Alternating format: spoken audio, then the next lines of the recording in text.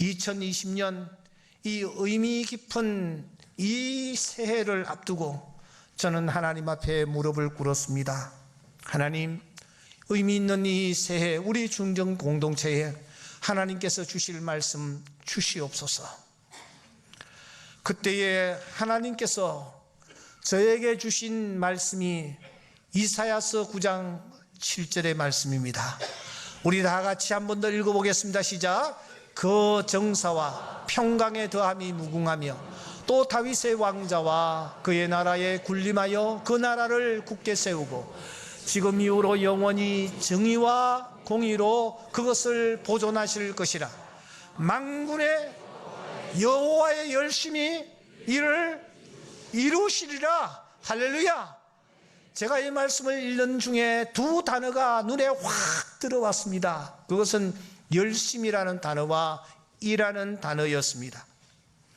그런데 이 두 단어가 사실은 이사야서 전체를 떠받치고 있는 중요한 두 개의 기둥, 다시 말하면 키워드라는 사실을 여러분 아십니까? 그러므로 이 두 단어에 대한 당시의 시대적 배경을 우리는 먼저 살펴보아야 합니다. 아시다시피 이사야서는 모두 66장으로 구성되어 있습니다. 그런데 공교롭게도 신구약 성경이 모두 66권입니다. 그래서 어떤 학자는 이사야서는 신구약 성경의 축소판이다. 이사야서 1장은 창세기를, 이사야서 2장은 출애굽기를 이렇게 나타내고 있다라고 주장을 하기까지 합니다. 그만큼 광범위하고 동시에 굉장히 심오하며 중요하다라는 뜻일 겁니다. 여호와는 구원이시다라는 뜻을 가진 이 이사야는 BC 740년경부터 700년까지 한 40여 년 동안 선지자로서 활동을 했습니다. 하지만 그가 말년에 므낫세라는 왕 때문에 많은 어려움을 겪었습니다. 므낫세라는 자는 정말 여러분 악랄한 왕이었어요. 그런 선지자들을 잡아 죽이는데 앞장섰습니다. 그러다가 이사야를 너무너무 미워하고 이사야를 잡아 죽이라고 했습니다. 이사야는 생명의 위협을 느끼고 급히 숨어든 곳이 이런 큰 나무 고목 안으로 숨어들었습니다. 그 안이 텅 비어 있었기 때문입니다. 거기에 들어가면 안전할 것이라고 생각하고 고목 안에 들어가서 몸을 숨기고 있는데 그 모습을 바라본 거짓 선지자가 므낫세에게 물고를 해버립니다. 므낫세가 명령합니다. 서 있는 채로 톱을 썰어서 죽여라. 부하들이 달려가 그 나무를 톱으로 썰기 시작합니다. 안에 들어있던 이사야는 그렇게 해서 순교를 하는 것입니다. 히브리서 11장 37절에 보시면 톱으로 켜는 것과 라는 단어가 나오는데 이 말은 이사야 선지자의 순교를 염두에 두고 쓰여진 책입니다. 이 이사야가 40년 동안 활동을 했는데 그때 유대 왕들이 누구였습니까? 1장 1절에 보시면 우시야, 요담, 아하스, 히스기야 이 네 왕이 유다를 다스리고 있었던 것을 우리가 확인할 수 있습니다. 그러므로 이 이사야서는 그 역사적 배경이 무척이나 길고 다양합니다. 그래서 이사야서 66장은 크게 세 부분으로 나누는 것입니다.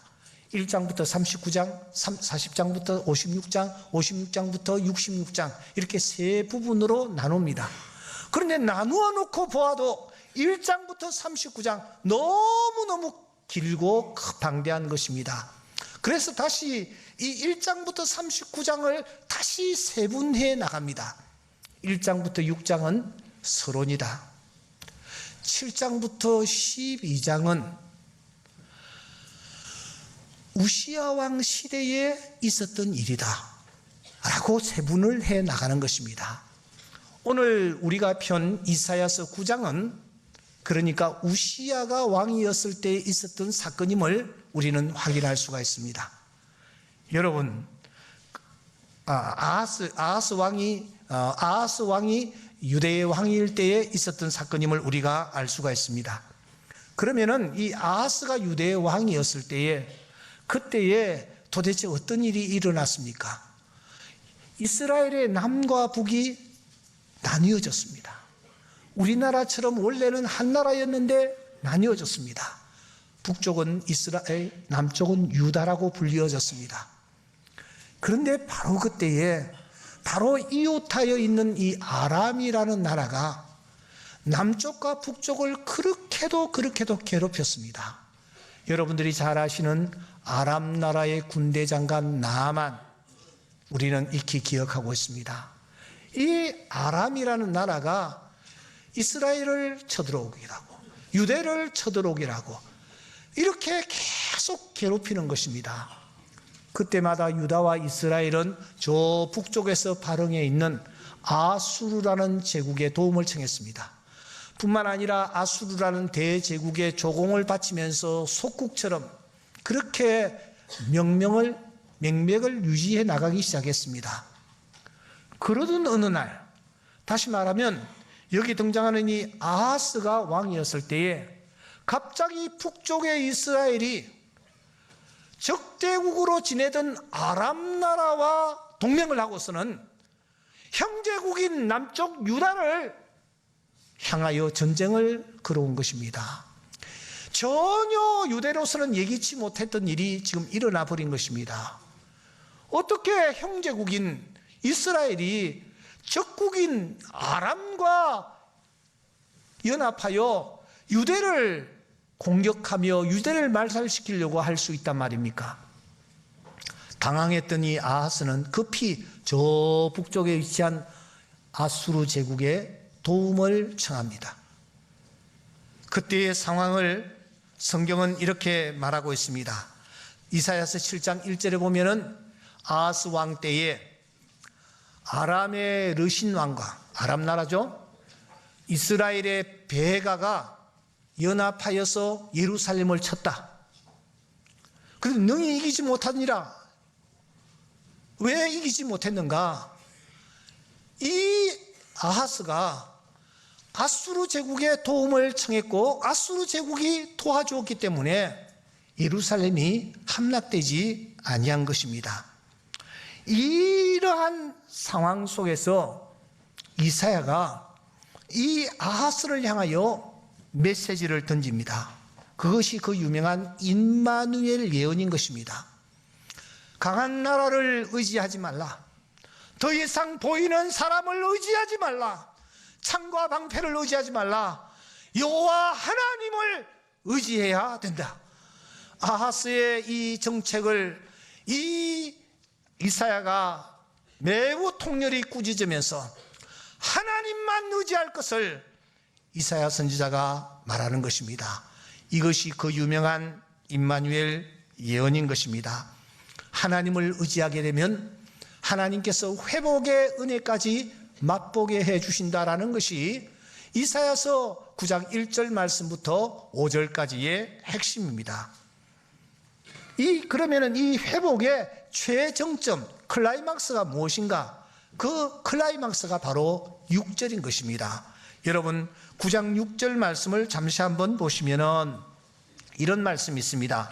이는 한 아기가 우리에게 낳고 한 아들을 우리에게 주신 바 되었는데 그의 어깨에는 정사를 메었고 그의 이름은 뭐요?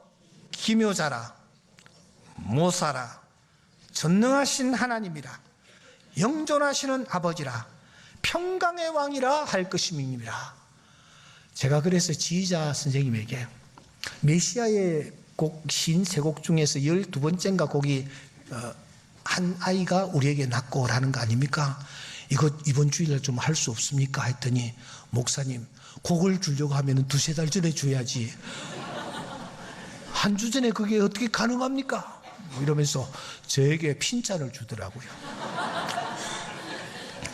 그러면서 한술 더 떠가지고 지휘자님이 저에게 하시는 얘기가, 목사님, 이 곡은 말입니다, 너무너무 귀하고 빠른 경쾌한 곡이기 때문에 성악가들이 테스트를 받을 때에 이 곡을 가지고 한대. 기묘라 묘사라 뭐 하는 거 있잖아요. 하나님께서는 5가지 이름을 가진 메시아가 탄생할 것을 6절에 말씀하는 것입니다. 그분은 기묘자다, 초월하신 분이다, 모사라, 지혜의 왕이시다. 그분은 또한 전능하신 하나님이시다, 영존하시는 아버지시다, 평강의 왕이시다. 빠른 템포로 그분의 아들의 이름들을 핸델은 계속해서 우리에게 알려주는 것입니다. 만군의 여호와의 열심이 이를 이루리라는 이 말씀은 이런 역사적 배경을 안고 있습니다. 하나님의 은총의 회복이 나타날 것을 말씀하는 것입니다. 이런 배경을 머릿속에 그리시면서 여러분 7절 한 번만 더 같이 읽어보겠습니다. 시작. 그 정사와 평강의 더함이 무궁하며 또 다윗의 왕자와 그의 나라에 군림하여 그 나라를 굳게 세우고 지금 이후로 영원히 정의와 공의로 그것을 보존하실 것이라. 만군의 여호와의 열심히 이를 이루시리라. 아멘.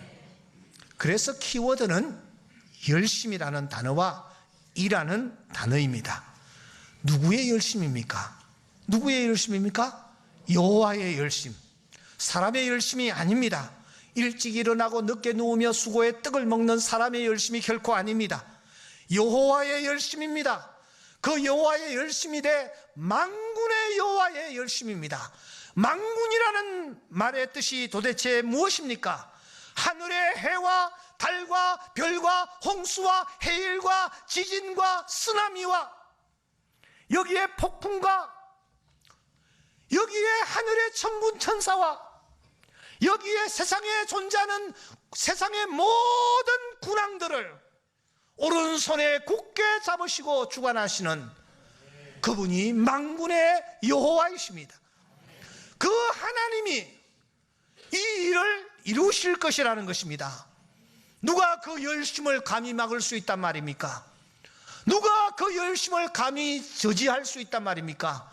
누가 그 열심을 비웃을 수 있단 말입니까? 그래서 욥은 이렇게 말합니다. 그는 뜻이 일정하시니 누가 능히 돌이키랴. 그의 마음에 하고자 하시는 것이면 그것을 행하실 분이 하나님이시다. 도대체 이분이 이 열심으로 무엇을 행한단 말입니까? 자세히 보십시오. 그 열심이라는 이 단어를 이라는 대명사가 받고 있습니다. 그렇다면 여기에 이는 무엇을 가리킬까요? 6절을 다시 한번 보시면 이라는 단어가 여기에 이미 사용되고 있습니다. 6절을 보십시오. 이는 한 아기가 우리에게 낳고 한 아들을 우리에게 주신 바 되었는데, 이렇게 이라는 단어가 등장합니다. 그렇다면 여러분, 이는 무엇을 뜻할까요? 여호와의 열심히 이를 이루리라 했는데 그 이는 무엇을 뜻할까요? 누구에 대해서 말씀하고 있는 것입니까? 누구의 사역에 대해서 말씀하고 있는 것입니까? 그렇습니다. 오실 메시아 예수 그리스도, 그분에 대한 예언임이 틀림이 없습니다. 우리의 구원을 위하여, 엉망자악에서 죽었던 우리를 다시 살리시기 위하여 하나님이 일하시겠다는 것입니다. 하나님이 일하시되 어떤 일을 하시느냐?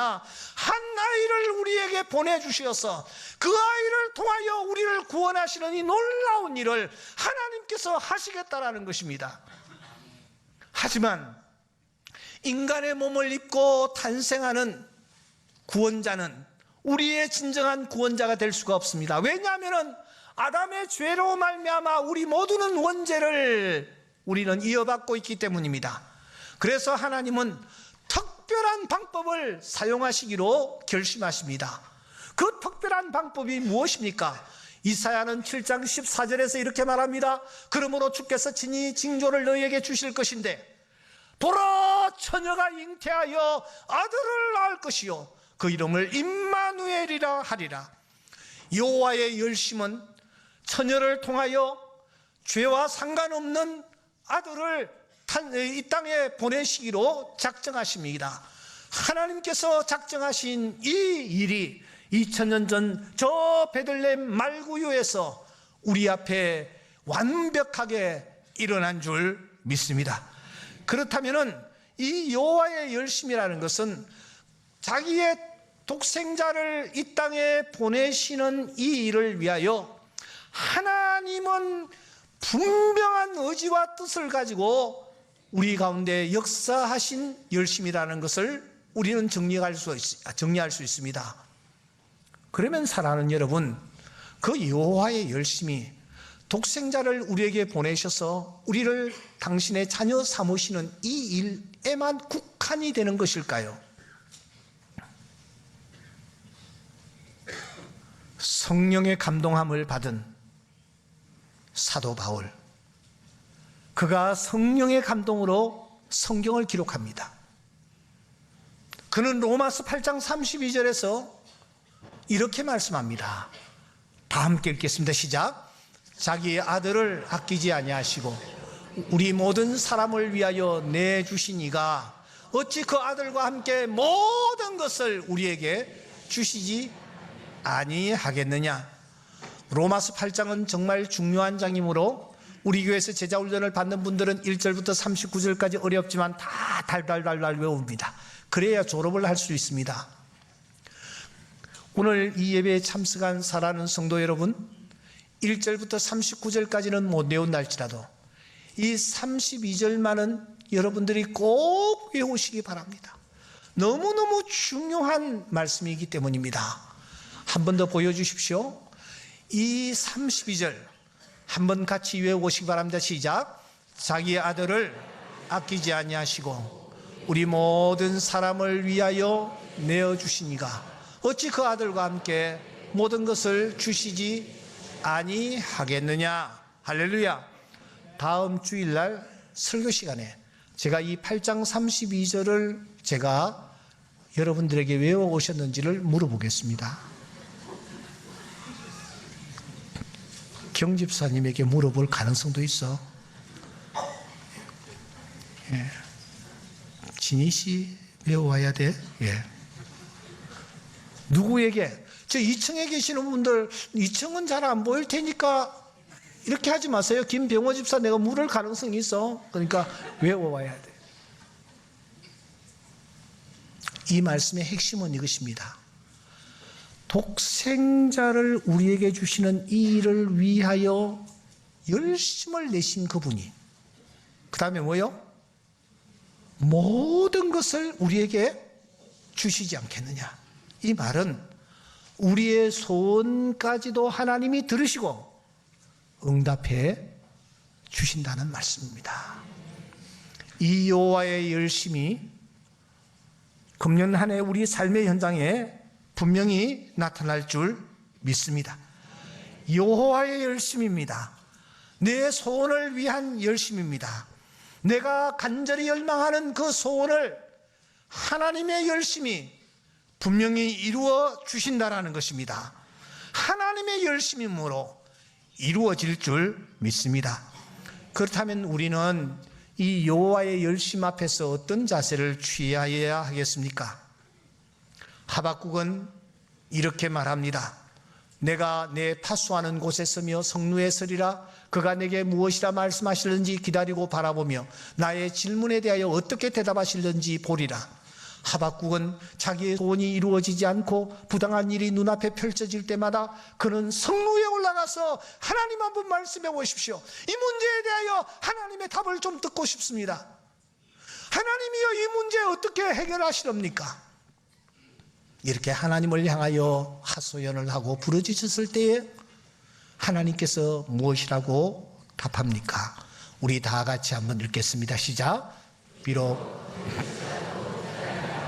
지체되지 않고 반드시. 할렐루야. 한 번 더 시작. 비록 더딜지라도 기다리라. 지체되지 않고 반드시 응하리라. 이 말씀 있습니까? 더딜지라도 기다리랍니다. 지체되지 않고 반드시 뭐요? 응할 것이라는 것입니다. 그래서 다윗은 그 힘들고 어려운 상황이 눈앞에 펼쳐지는 속에서도 그는 조급해하지 않았습니다. 다른 형제들이 다 목욕 재개하고 인터뷰하기 위해서 사무엘 선지 앞으로 나아가는 그 상황에서 홀로 낙동강 오리알이 되어 유대 광야에서 양을 쳐야 하는 기막힌 신세가 되었을 때도 그는 하나님을 향하여 원망하지 않습니다.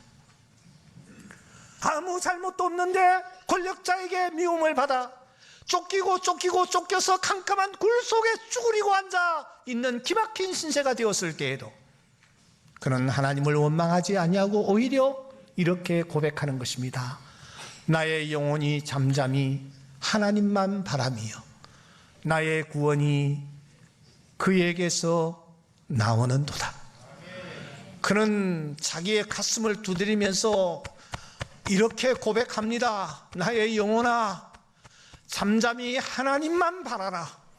무릇 나의 소망이 그로부터 나오는도다. 그러면서 오히려 우리를 향하여 이렇게 권면합니다.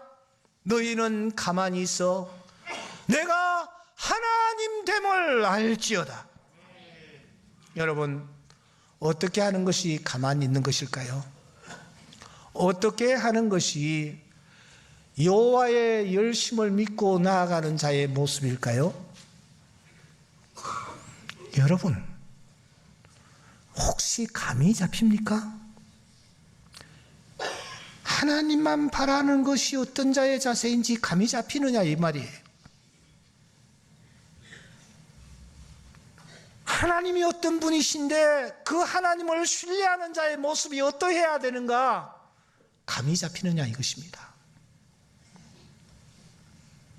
사무엘상 1장에 보시면 11장에 보시면 사울왕이 블레셋과의 전투에서 승리를 얻지 못하면 다음 기회를 잡을 수 없을 것 같은 불안감, 초조함에 그는 사무엘 선지자를 기다려야 하는데도 불구하고 기다리지 않고 군사를 일으킵니다.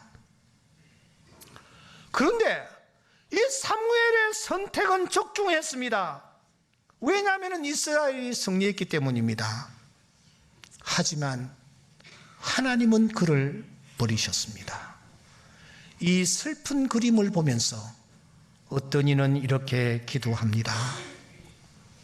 주님, 당신의 침묵 앞에 조급해하지 않겠습니다. 사울 왕처럼 앞서지 않겠습니다. 다시 처음부터 무언가를 시작하는 것도 두려워하지 않겠습니다. 극단적이지만 블레셋에 패배하더라도 하나님을 기다리겠습니다. 처음부터 다시 시작하더라도 막막해하지 않겠습니다. 다시 침묵하셔도 조급해하지 않겠습니다. 그저 주님께서 오늘 내게 하시는 말씀 앞에 순종하겠습니다. 만일 탑을 쌓다가 마지막 블록 하나를 올려 완성하기 직전일지라도 주님께서 말씀하지 않으시면 다 허물어 버리겠습니다. 주님이 다시 탑을 올리라고 말씀하시면 그때부터 감사함으로 가장 밑바닥 하나부터 다시 쌓아 올리겠습니다. 사랑하는 성도 여러분, 새해를 여는 우리의 마음 자세가 이러하기를 주의 이름으로 축원합니다. 그동안 우리는 하나님보다 너무 앞섰어요. 하나님은 침묵하시는데 우리는 말이 너무 많았어요. 남을 판단하고 비판하고 정죄하는 일에 우리는 너무 앞장